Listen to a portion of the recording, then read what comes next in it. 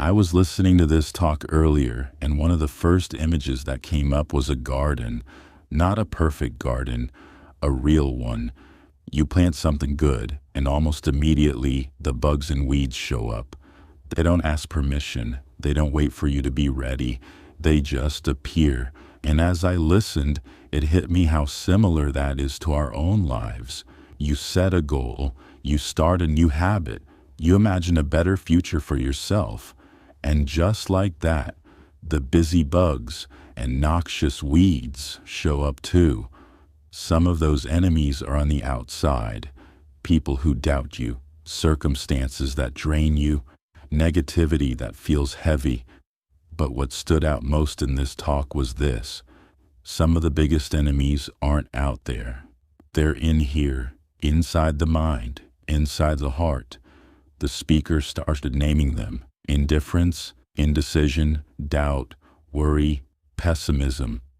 Not in a harsh, judgmental way, but as if he was saying, look, these are the things that quietly steal your future if you're not paying attention. And I don't know about you, but I think we all recognize those voices a little more than we'd like to admit. Indifference is that feeling of, I'm fine.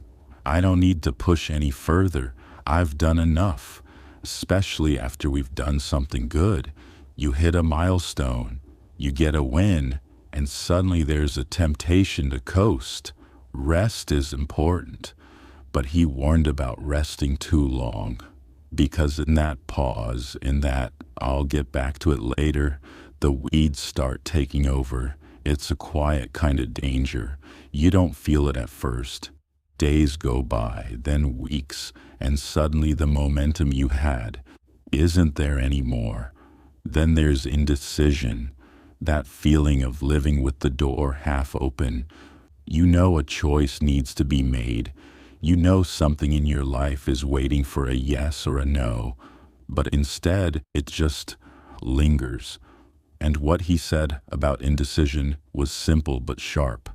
Indecision is a thief. It keeps the opportunity waiting on the other side of a door you never fully open. Not every decision has to be fast.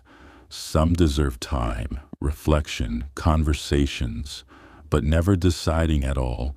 That's where the real cost lives. And then, of course, there's doubt. Doubt about the future, doubt about opportunities, but most painfully, doubt about yourself. The speaker kept coming back to this. Don't doubt yourself. If someone else can change their life, so can you. If someone else can learn, grow, build, develop, then you have that same capacity. It wasn't a hype message. It wasn't you're special just because. It was more grounded than that. It was, if I can, you can too. If I can grow, then so can you. That kind of simple quality is strangely comforting. Not that life is fair in every way, but that possibility is shared. Worry came next, and I appreciated how honest it was. He didn't say, never worry. He said, in essence, you're going to worry. Just don't let worry be the one in charge. Worry can serve a purpose. It can alert you, wake you up, show you what matters, but when it runs loose, when it grows bigger than it should, it starts pushing you into a corner. Instead of helping you see clearly, the invitation was to drive worry into a small corner, to let it exist, but not let it lead. And then there's pessimism, that voice that only sees the half-empty part of the glass and completely ignores that it's also half full. What I loved was how he talked about educating pessimism, not pretending everything is perfect, not forcing yourself to be positive every second, just smartening up that negative voice. Because pessimism, when left uneducated, is kind of unwise. It only sees what's missing, never what's possible. So instead of letting that voice decide your outlook, he suggested something simple. Learn from your experiences, the call that didn't go well, the deal that fell apart, the plan that didn't pan out. They didn't stop. They made another call. They asked, how can we improve? That was one of the quiet themes of the talk. You learn, you adjust, you try again. And from there, the message shifted into goals, money, and success. But in a way that wasn't really about money at all. He told the story of his mentor, encouraging him to aim to become a millionaire, not for the money, but for the person he would have to become in order to earn it. That line is worth sitting with. It's not what you get that makes you valuable, it's what you become. You could lose the money. He did. He made it, lost it, and then realized that what he had really gained were the skills, the mindset, the wisdom to build again. And that part, you don't lose. So the real challenge underneath all of this was, don't set goals so small that they never force you to grow. Don't choose objectives that ask nothing of your character, nothing of your discipline, nothing of your courage. Aim for something that makes you stretch, not in a way that breaks your values, but in a way that awakens them. Goals that make you more honest, more capable, more patient, more resilient. Then the conversation turned to something deep and practical. Value. You can't get more time. We all get the same 24 hours, but you can become more valuable in how you use that time. That's where the difference in income, impact, opportunities really comes from. Not just working harder, but working on yourself in a way that makes your time worth more to the marketplace, to your family, to your community. Work harder on yourself than you do on your job. That was the advice his mentor gave him, not as an ego statement, but as a reminder that your skills, your character, your mindset, those are the real engines behind what you're able to create. He also talked about something many of us wrestle with quietly, hoping life will change, without realizing that we are the part that must change. For a while, he said he used to think, I hope things get better. But then he realized things don't really change in any fundamental way. The seasons still rotate. The sun still rises and sets. Winters still come after fall. Life is always going to be some blend of opportunity and difficulty. So if the outside isn't going to magically shift into something easier, that means the real shift has to come from within. The only way it gets better for you is when you get better. It's simple, but it's the kind of simple that stays with you. Another idea that stood out was the concept of preparation. Life doesn't hand out success randomly. It doesn't like to waste big opportunities on people who aren't ready to handle them. That might sound harsh at first, but if you think about it, it's almost protective. If you gave someone a fortune they weren't emotionally, mentally, or practically prepared to manage, it could easily damage more than it helps. So instead of just wanting the reward, he suggested asking, what can I do to make myself ready? Ready for opportunity, ready for responsibility, ready for influence, not in a tense, pressured way, but in a steady, intentional way. Then he touched on self-reliance, not as in, you don't need anyone, but as a quiet inner promise, I will be the one I can count on. People will help, and that's beautiful. People will support, and that's needed. But at the base layer, there's something powerful about deciding. If something is missed, if someone drops the ball, I will be the one who can step in, not out of resentment, out of strength. That kind of self-reliance creates a different kind of presence. People feel it. You feel it.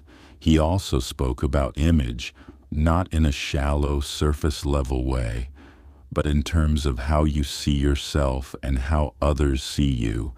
If people don't see you as someone who's in control of your life and your direction, it's harder for them to trust you, follow you, or partner with you. But deeper than that is your own self-image. Do you see yourself as someone who can learn what needs to be learned? Someone who can grow in skill, improve in understanding, expand in capacity? The way you see yourself shapes what you're willing to attempt, and what you're willing to attempt shapes your life. From there, the talk moved into character and discipline, high values, honesty, fairness, being willing to do the right thing even when it costs something. And then self-discipline, that quiet decision not to let yourself drift too far from what you know matters. Discipline isn't loud, it's not flashy, it's the small daily choices that no one applauds, but that build the life other people eventually point to and say, "You're so lucky." One of the biggest themes underneath everything was philosophy, not philosophy in a textbook sense, but your personal way of seeing the world, how you process experiences, how you interpret what happens, how you decide what things mean. We all have a philosophy, whether we've written it down or not. It's been shaped by our parents, our teachers, our experiences, our culture. And he made a strong point. Your personal philosophy is the major factor in how your life turns out. Two people can have the same job, in the same city, with the same tools, and end up with very different results because they interpret and respond to life differently. He used a simple illustration with seed, soil, sunshine, and rain. The world gives us raw material, opportunities, information, people, time, resources. The big question is, what do you do with it? How do you turn those raw materials into value, into relationships, into health, into stability, into contribution? That, he said, comes back to refining your philosophy, thinking better about what's in front of you so you can act better with what's in your hands. And then he talked about three powerful abilities: to absorb, to reflect, and to act. Absorb, not just rushing through days, but really paying attention, letting life register, noticing the details, the lessons, the emotions. Reflect, going back over your day, your week, your year, not to beat yourself up, but to extract the value from what you've already lived. And act, doing something while the idea is fresh and the emotion is strong, before the intention fades, before the moment cools. He called it the law of diminishing intent. We mean to do things. We feel inspired. But if we wait too long, that intention shrinks and eventually disappears. Finally, he ended on something beautiful: the ability to share, to pass on ideas, stories, books, lessons, not as a performer, but as a human being who's learned something that might be useful to someone else. When you share, the other person hears it once, but you hear it again and again and again. Sharing makes you bigger. It stretches your capacity. It opens space for more wisdom, more experience, more understanding to pour in. Near the end, he talked about ambition and self-interest in a way that felt very human. Ambition isn't greed, he said. Ambition is that eager desire to achieve, to grow, to contribute, to do more for the people you care about. Self-interest isn't automatically bad. It just needs to be enlightened. If your self-interest is only about you, you end up shrinking your world. But if your self-interest leads you to serve others, to contribute, to help, then both you and the people around you rise together. If you wish to receive, learn to give, not in a performative way, not in a look-at-me way, but because giving makes you into the kind of person who can actually hold and handle more. Listening to this talk, what stayed with me wasn't just the quotes or the stories, but the underlying message. Life doesn't really change its patterns. Seasons come and go. Good and bad arrive in waves, but inside all of that, you always have this quiet but powerful place of choice: how you think, how you respond, who you become. And that, more than circumstances, more than luck, is what starts to shape your future. So as you sit with all of this, you don't need to rush to do anything. You can just let it sink in. The idea that you can become more valuable, that you can refine your philosophy, that you can gently confront those inner enemies: indifference, indecision, doubt, worry, pessimism, and slowly, steadily grow into someone you respect and someone others can rely on. Not because life got easier, but because you got stronger,